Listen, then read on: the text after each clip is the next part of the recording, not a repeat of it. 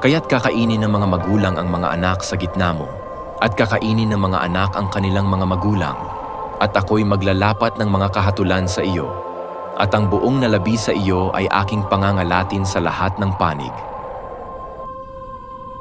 Sa gitna ng kaguluhan at kasalanan ng sinaunang Jerusalem, may isang propeta na nagngangalang Ezekiel. Siya ay isang tao na may malalim na koneksyon sa Diyos at ang kanyang mga mata ay nakikita ang mga kasalanan ng kanyang mga tao. Sa kanyang mga propesiya, binabanggit ni Ezekiel ang isang nakakatakot na babala tungkol sa sasapitin ng bansang Israel.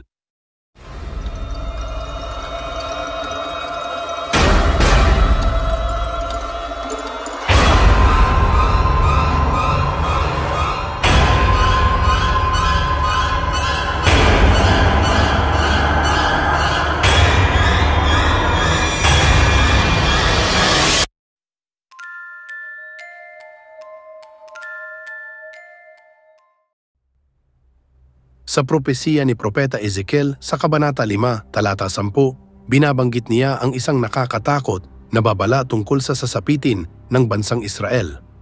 Ang babalang ito ay tungkol sa pagkawasak at pagkalipol na daranasin ng mga tao dahil sa kanilang kasalanan. Sinasabi ni Ezekiel na ang Diyos ay magpapadala ng apoy sa Jerusalem na sisira sa lungsod at sa mga naninirahan dito.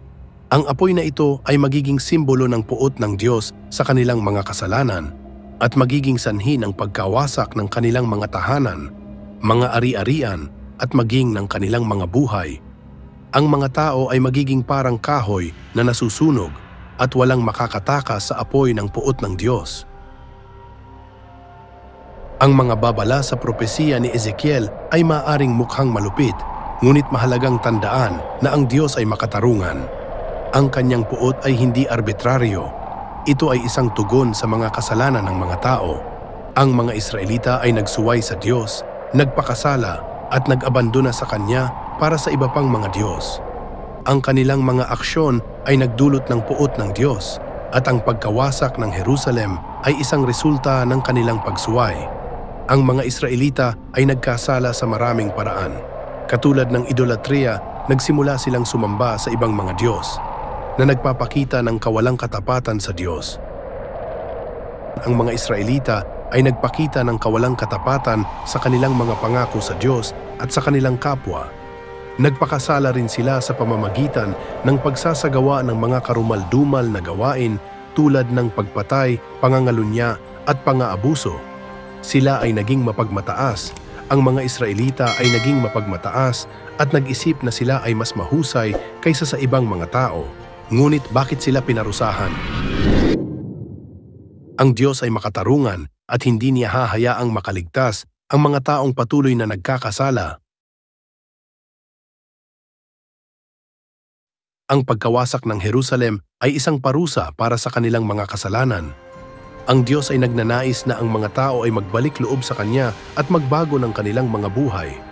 Ang parusa ay isang paraan upang mapukaw ang kanilang pagsisisi at upang maibalik sila sa tamang landas. Ang propesiya ni Ezekiel ay isang paalala sa lahat ng tao, hindi lang sa mga Israelita, na ang Diyos ay makatarungan at may kapangyarihan at Siya ay magpaparusa sa mga taong patuloy na nagkakasala. Ngunit sa kabila ng kanyang puot, ang Diyos ay nagmamahal din at handa siyang magpatawad sa mga taong nagsisisi at nagbabago ng kanilang mga buhay.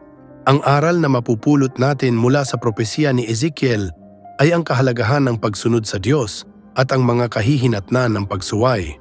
Dapat tayong magsikap na mabuhay ng isang buhay na karapat-dapat sa pagmamahal ng Diyos at dapat tayong maging handa na aminin ang ating mga pagkakamali at magbago para sa ikabubuti ng ating mga sarili at ng ating mga kapwa. Sa iyong mga narinig, sadya nga bang naging malupit ang Diyos sa kanyang mga piniling lahi? O sadyang mga mapagmalaki at sakim ang mga Israelita?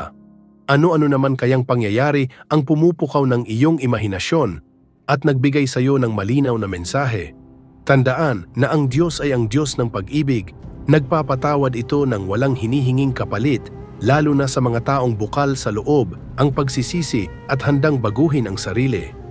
Ngayon, ito ang tanong ko sa iyo. Dapat ka bang makialam o mananatili kang walang alam? Paki-comment sa ibaba ang iyong saloobin. Kung nakita mong isang makabuluhang paksa ito at may natutunan ka, ay huwag mo naman kalimutang i-like, mag-subscribe at ibahagi ang iyong mga saloobin sa mga komento sa ibaba. Hanggang sa susunod, patuloy tayong matuto at magsaliksik.